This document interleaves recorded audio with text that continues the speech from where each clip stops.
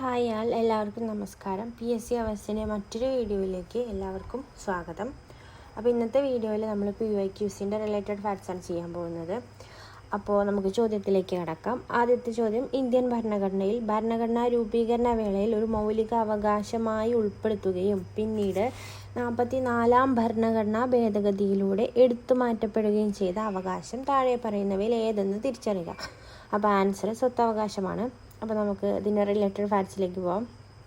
ഭരണഘടന നിലവിൽ വന്നപ്പോൾ ഉണ്ടായിരുന്ന മൗലികാവകാശങ്ങളുടെ എണ്ണം 7ആണ്. ഭരണഘടന നിലവിൽ വന്നപ്പോൾ ഉണ്ടായിരുന്ന മൗലികാവകാശങ്ങളുടെ എണ്ണം 7ആണ്. 6 തരത്തിലുള്ള മൗലികാവകാശങ്ങളാണ് ഭരണഘടനയിൽ ഇപ്പോൾ ഉള്ളത്. നിലവിൽ വന്നപ്പോൾ 7 ഇപ്പോൾ ഉള്ളത് 6 കേട്ടോ. അപ്പോൾ മൗലികാവകാശമായിരുന്ന സ്വത്തവകാശം ഇപ്പോൾ ഒരു നിയമാവകാശം മാത്രമാണ്. നിയമാവകാശം അല്ലെങ്കിൽ എന്താണ്, ഭരണഘടനാ അവകാശമാണ്. മൗലികാവകാശമായിരുന്ന സ്വത്തവകാശം ഇപ്പോൾ എന്താണ്, ഒരു നിയമാവകാശം അല്ലെങ്കിൽ ഒരു ഭരണഘടനാ അവകാശമാണ്. അടുത്ത പോയിന്റ്, 44ാം ഭരണഘടനാ ഭേദഗതി 1978 സ്വത്തവകാശം എന്താണ്, മൗലികാവകാശങ്ങളുടെ പട്ടികയിൽ നിന്ന് നീക്കം ചെയ്തത്. അപ്പോൾ 1978 44ാം ഭരണഘടനാ ഭേദഗതിയിലൂടെയാണ് എന്ത്, സ്വത്തവകാശം മൗലികാവകാശങ്ങളുടെ പട്ടികയിൽ നിന്ന് നീക്കം ചെയ്തത്. അടുത്ത പോയിന്റ്, ഭരണഘടനയുടെ 300A അനുച്ഛേദത്തിലാണ് സ്വത്തവകാശത്തെക്കുറിച്ച് പ്രതിപാദിക്കുന്നത്. മുൻപ് 31ാം അനുച്ഛേദത്തിലായിരുന്നു. അപ്പോൾ സ്വത്തവകാശം മുൻപ് എന്തായിരുന്നു, 31ാം അനുച്ഛേദത്തിലായിരുന്നു. ഇപ്പോൾ എവിടെയാണ്, 300A അനുച്ഛേദത്തിലാണ് സ്വത്തവകാശത്തെക്കുറിച്ച് പ്രതിപാദിക്കുന്നത്. ഭരണഘടനയുടെ 12ാം ഭാഗത്താണ് എന്ത്, സ്വത്തവകാശത്തെക്കുറിച്ച് പ്രതിപാദിക്കുന്നത്. 300A ആർട്ടിക്കിളാണ് 12ാം ഭാഗത്താണ് സ്വത്തവകാശത്തെക്കുറിച്ച് പ്രതിപാദിക്കുന്നത്. സ്വത്തവകാശത്തെ മൗലികാവകാശങ്ങളുടെ പട്ടികയിൽ നിന്ന് നീക്കം ചെയ്ത പ്രധാനമന്ത്രി മൊറാർജി ദേശായിയാണ്. ആ സമയത്തെ രാഷ്ട്രപതി ആരാണ്, നീലം സഞ്ജീവ റെഡ്ഡിയാണ്. പ്രധാനമന്ത്രി മൊറാർജി ദേശായിയും രാഷ്ട്രപതി നീലം സഞ്ജീവ റെഡ്ഡിയുമാണ്. അപ്പോൾ ഒന്നുകൂടെ വായിക്കാം. ഭരണഘടന നിലവിൽ വന്നപ്പോൾ ഉണ്ടായിരുന്ന മൗലികാവകാശങ്ങളുടെ എണ്ണം എത്രയാണ്, 7ആണ്. ഭരണഘടന നിലവിൽ വന്നപ്പോൾ ഉണ്ടായിരുന്ന മൗലികാവകാശങ്ങളുടെ എണ്ണം 7. ഇപ്പം എത്രയാണ്, 6 തരത്തിലുള്ള മൗലികാവകാശങ്ങളാണ് ഭരണഘടനയിൽ ഇപ്പോൾ ഉള്ളത്. മൗലികാവകാശമായിരുന്ന സ്വത്തവകാശം ഇപ്പോൾ ഒരു നിയമാവകാശം അല്ലെങ്കിൽ എന്താണ്, ഭരണഘടനാ അവകാശമാണ്. മൗലികാവകാശമായിരുന്ന സ്വത്തവകാശം ഇപ്പോൾ ഒരു നിയമാവകാശം അല്ലെങ്കിൽ എന്താണ്, ഭരണഘടനാ അവകാശമാണ്.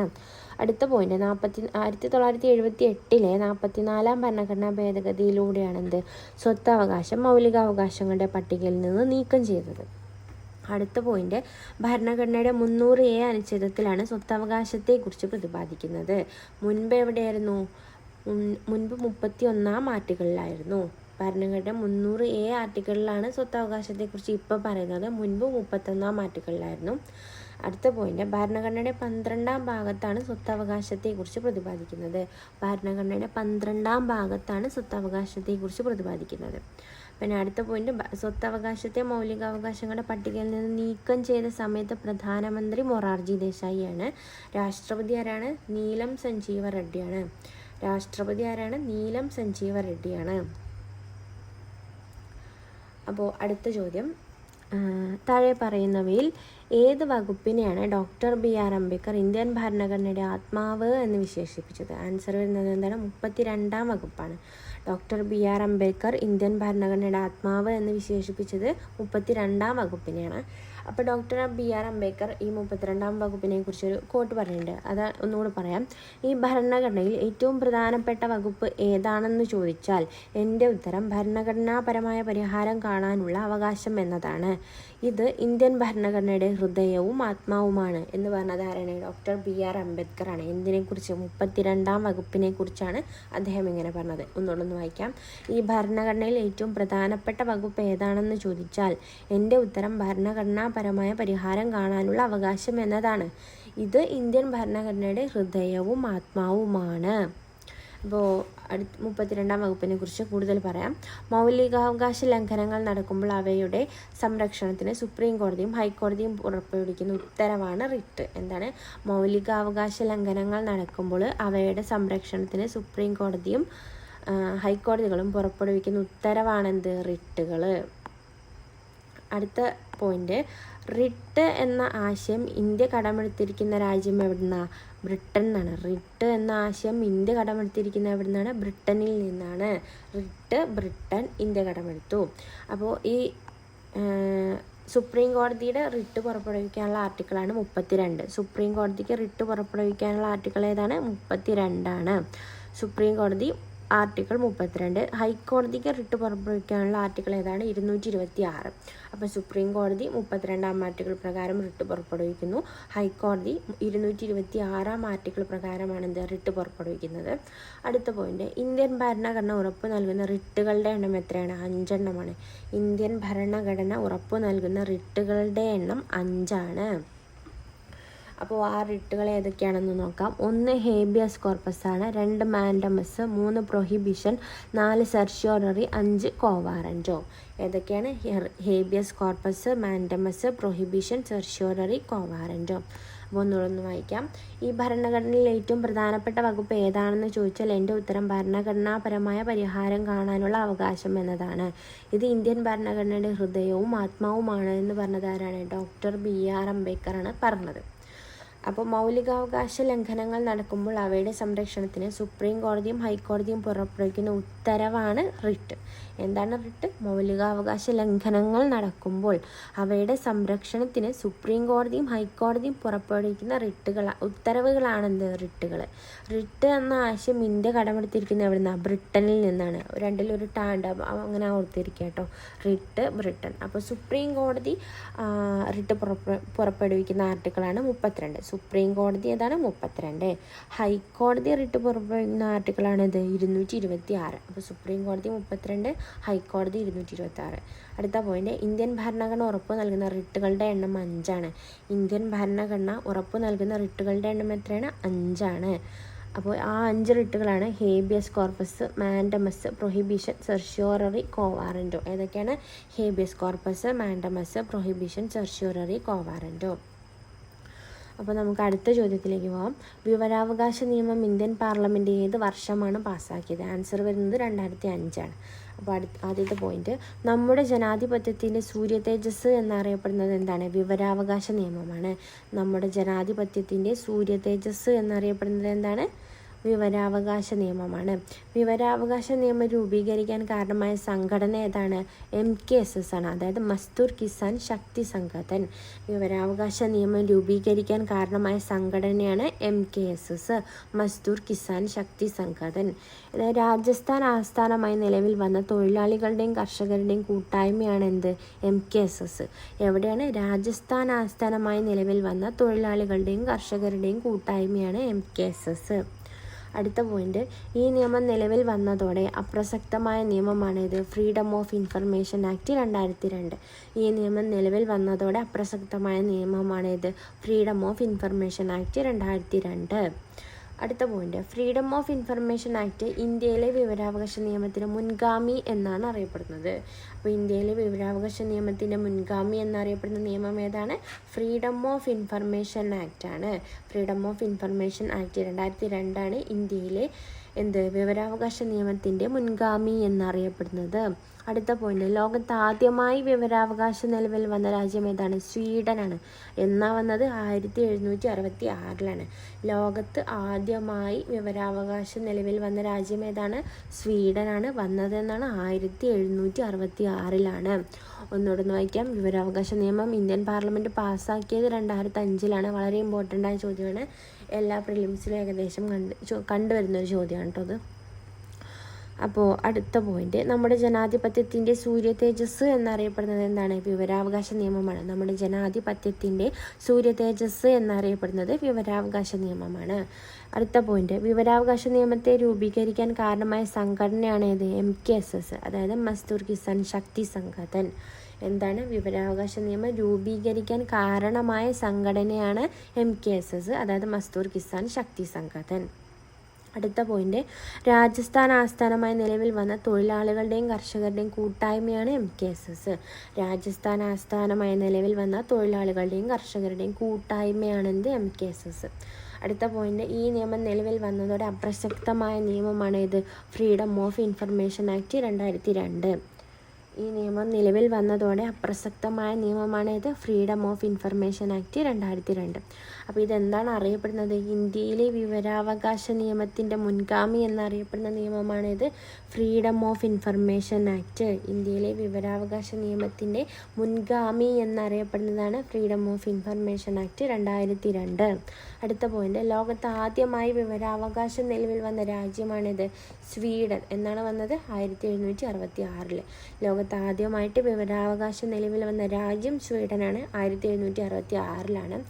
അടുത്ത പോയിന്റ്, ഇന്ത്യയിൽ ആദ്യമായി വിവരാവകാശം പാസ്സാക്കിയ സംസ്ഥാനം തമിഴ്നാടാണ്. അത് 1997. എന്നാണ്? 1997 ഇന്ത്യയിൽ ആദ്യമായി വിവരാവകാശ നിയമം പാസ്സാക്കിയത്. എവിടെയാണ്? തമിഴ്നാട് സംസ്ഥാനത്താണ്. അടുത്ത പോയിന്റ്, വിവരാവകാശ നിയമം പാസ്സാക്കിയ ആദ്യത്തെ കേന്ദ്രഭരണ പ്രദേശമാണ് ഇത്? ഡൽഹി. 2001 പാസ്സാക്കിയത്. അപ്പോൾ വിവരാവകാശ നിയമം പാസ്സാക്കിയ ആദ്യത്തെ കേന്ദ്രഭരണ പ്രദേശമാണ് ഇത്? ഡൽഹി. എന്നാ പാസ്സാക്കിയത്? 2001. ഇനി വിവരാവകാശ നിയമം 2005 വിവരാവകാശ നിയമം 2005 ആകെ എന്താണ്? ആകെ എത്ര അധ്യായങ്ങളാണ്? ആകെ 6 അധ്യായങ്ങളാണുള്ളത്. ആകെ 31 വകുപ്പുകളാണ് ഉള്ളത്. പിന്നെ പട്ടികകൾ 2. അപ്പോൾ വിവരാവകാശ നിയമം 2005 ആകെ എത്ര അധ്യായങ്ങളാണ്? 6. വകുപ്പുകൾ എത്ര? 31. പട്ടികകൾ എത്ര? 2. ഒന്നുകൂടെ വായിക്കാം. ഇന്ത്യയിൽ ആദ്യമായി വിവരാവകാശ നിയമം പാസ്സാക്കിയ സംസ്ഥാനമാണിത് തമിഴ്നാട്. എന്നാണ് പാസ്സാക്കിയത്? 1997. വിവരാവകാശ നിയമം പാസ്സാക്കിയ ആദ്യത്തെ കേന്ദ്രഭരണ പ്രദേശമാണ് ഡൽഹി. അതെന്നാണ്? 2001. ഇനി വിവരാവകാശ നിയമം 2005 ആകെ എത്ര അധ്യായങ്ങളാണ്? 6 അധ്യായങ്ങളാണുള്ളത്. 31 വകുപ്പുകളാണുള്ളത്. 2 പട്ടികകളാണുള്ളത്. അടുത്ത ചോദ്യം, ദേശീയ മനുഷ്യാവകാശ കമ്മീഷനെ, നാഷണൽ ഹ്യൂമൻ റൈറ്റ് കമ്മീഷനെ പറ്റി താഴെ പറയുന്ന പ്രസ്താവനകൾ തെറ്റായത് കണ്ടെത്തുക. അപ്പോൾ ആൻസർ വരുന്നത്, മനുഷ്യാവകാശ ലംഘനം നടത്തുന്ന വ്യക്തികൾക്കും സ്ഥാപനങ്ങൾക്കുമെതിരെ ശിക്ഷാ നടപടികൾ സ്വീകരിക്കാൻ കമ്മീഷന് അധികാരമുണ്ട് എന്നതാണ് തെറ്റ്. അപ്പോൾ ശരിയായ ഓപ്ഷൻസ് ഒന്നുകൂടെ വായിക്കാം. ദേശീയ മനുഷ്യാവകാശ കമ്മീഷൻ ആദ്യ ചെയർപേഴ്സൺ ഡോക്ടർ രംഗനാഥ മിശ്രയാണ്. മനുഷ്യാവകാശ ലംഘനം സംബന്ധിച്ച പരാതികൾ അന്വേഷണം നടത്താൻ കമ്മീഷന് അധികാരമുണ്ട്. ദേശീയ മനുഷ്യാവകാശ കമ്മീഷൻ 1993 പാർലമെന്റ് പാസ്സാക്കിയ മനുഷ്യാവകാശ സംരക്ഷണ നിയമപ്രകാരം നിലവിൽ വന്ന സ്ഥാപനമാണ്. അപ്പോൾ നമുക്ക് ദേശീയ മനുഷ്യാവകാശ കമ്മീഷനെ കുറിച്ചൊന്ന് ചില പോയിന്റ്സ് വായിക്കാം. ഇന്ത്യയിലെ മനുഷ്യാവകാശങ്ങളുടെ കാവൽക്കാരനാണത് ദേശീയ മനുഷ്യാവകാശ കമ്മീഷൻ. ഇന്ത്യയിലെ മനുഷ്യാവകാശങ്ങളുടെ കാവൽക്കാരനാണ് ദേശീയ മനുഷ്യാവകാശ കമ്മീഷൻ. 1993 സെപ്റ്റംബർ 28 നിലവിൽ വന്ന മനുഷ്യാവകാശ സംരക്ഷണ ഓർഡിനൻസ് പ്രകാരമാണ് കമ്മീഷൻ നിലവിൽ വന്നത്. എന്നാണ് കമ്മീഷൻ നിലവിൽ വന്നത്? 1993 ഒക്ടോബർ 12 ഏത് ഓർഡിനൻസ് പ്രകാരം? 1993 സെപ്റ്റംബർ 28 നിലവിൽ വന്ന മനുഷ്യാവകാശ സംരക്ഷണ ഓർഡിനൻസ് പ്രകാരമാണ് കമ്മീഷൻ നിലവിൽ വന്നത്. എന്നാ വന്നത് കമ്മീഷൻ? 1993 ഒക്ടോബർ 12. അപ്പോൾ ഡേറ്റ് അങ്ങോട്ടും ഇങ്ങോട്ടും മാറരുത്. ഓർഡിനൻസ്, അതായത് മനുഷ്യാവകാശ സംരക്ഷണ ഓർഡിനൻസ് നിലവിൽ വന്നത് 1993 സെപ്റ്റംബർ 28. കമ്മീഷൻ നിലവിൽ വന്നത് 1993 ഒക്ടോബർ 12. അടുത്ത പോയിന്റ്, ദേശീയ മനുഷ്യാവകാശ കമ്മീഷനിലെ അംഗങ്ങൾ 6 എണ്ണമാണ്.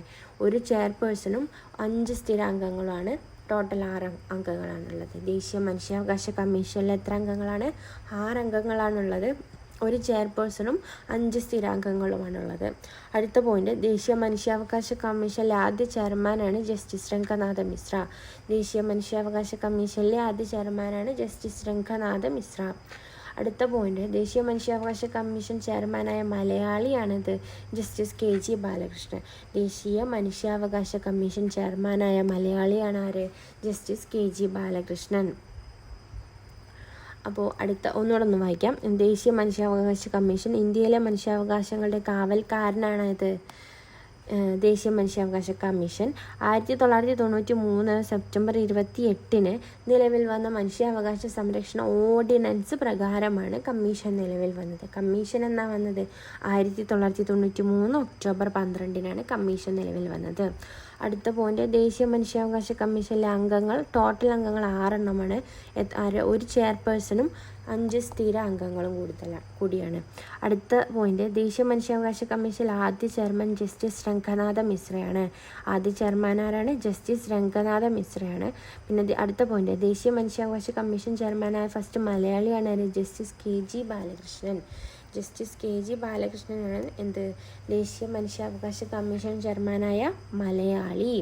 അപ്പോൾ അടുത്ത ചോദ്യത്തിലേക്ക് കിടക്കാം. ഇന്ത്യയുടെ ദേശീയ പതാകയുടെ മാതൃക ഭരണഘടനാ നിർമ്മാണ സമിതി ഔദ്യോഗികമായി അംഗീകരിച്ചത് ഏത് ദിവസമാണ് എന്നാണ്?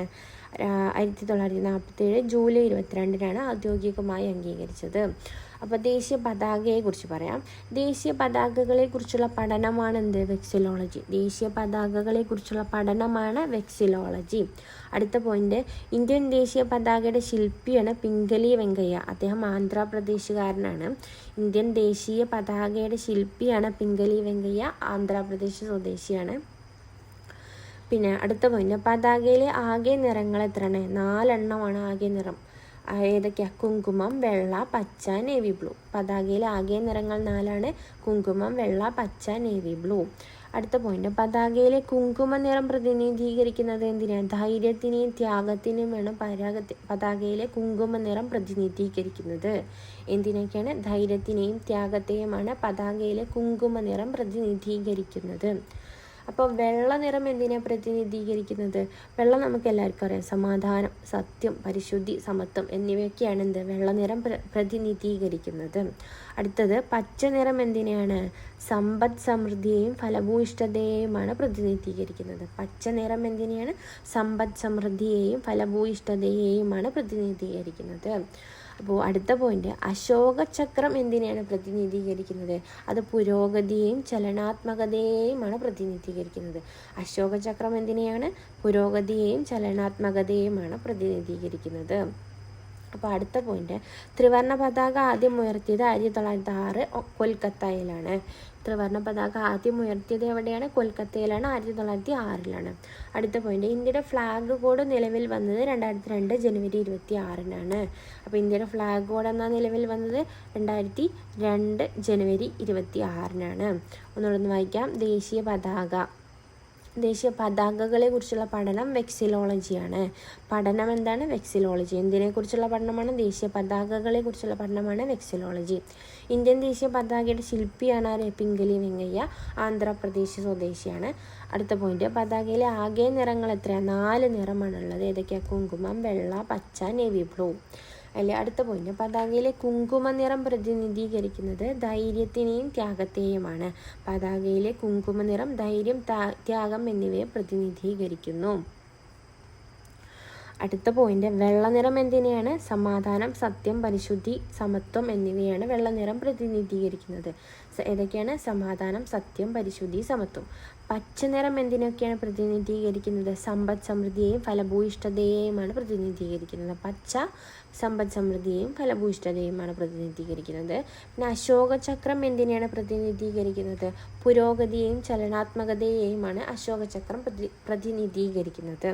അടുത്ത പോയിന്റ്, ത്രിവർണ്ണ പതാക ആദ്യം ഉയർത്തിയത് കൊൽക്കത്തയിലാണ്, 1906. അപ്പോൾ അടുത്ത പോയിന്റ്, ഇന്ത്യയുടെ ഫ്ലാഗ് കോഡ് എന്ന നിലവിൽ വന്നത് 2002 ജനുവരി 26 ഇന്ത്യയുടെ ഫ്ലാഗ് കോഡ് നിലവിൽ വന്നത്. അപ്പോൾ എല്ലാവരും വീഡിയോ നന്നായിട്ട് കാണുകയും കേൾക്കുകയും പിന്നെന്താ എഴുതിയെടുക്കാൻ ആവശ്യമുള്ള പോയിൻറ്റ്സൊക്കെ എഴുതിയെടുക്കുകയൊക്കെ ചെയ്തിട്ട് നന്നായിട്ട് തറവായിട്ട് പഠിച്ച് മുന്നോട്ട് പോവുക. 10th പ്രിലിംസിൻ്റെ സിലബസ് നമുക്ക് എന്തായാലും ഇങ്ങനെ കവർ ചെയ്യണം. പിന്നെ ഞാൻ ടോപ്പിക് വൈസ് ക്ലാസ്സുകളും അടുത്തന്നെ തുടങ്ങുന്നതാണ്. അപ്പോൾ എല്ലാവർക്കും നന്ദി, നമസ്കാരം. എല്ലാവരുടെ അഭിപ്രായങ്ങളും കമൻസും ഒക്കെ കമൻറ്റ് ബോക്സിൽ അറിയിക്കൂ. Thank you.